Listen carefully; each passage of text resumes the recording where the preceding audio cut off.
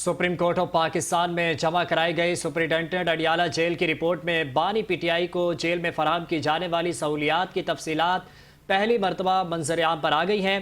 तफसीलात जानते हैं इस्लामाबाद से ब्यूरो चीफ बिलाल डार से। बिलाल डार, बताइएगा क्या तफसीलात सामने आई हैं?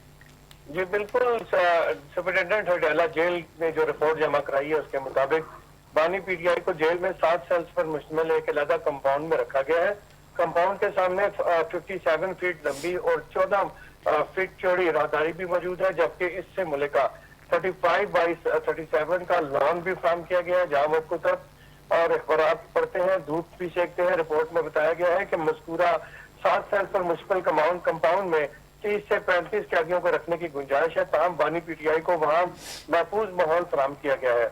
सुपरिटेंडेंट की जानिब से जमा कराई गई रिपोर्ट में यह भी बयान किया गया है कि बानी पीटीआई को वर्जिश के लिए साइकिलिंग मशीन और दीगर जिनका सामान भी फराहम किया गया। उन्हें सुबह से शाम तक कुदरती रोशनी और ताज़ा हवा की रसाई हासिल रहती है और बेहतरीन क्लास की सहूलतें मुयसर है।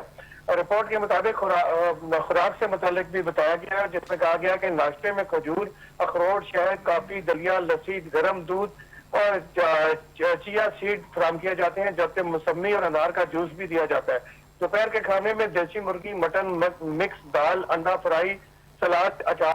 बिलाल, शुक्रिया तफसीलात से आगाह करने के लिए।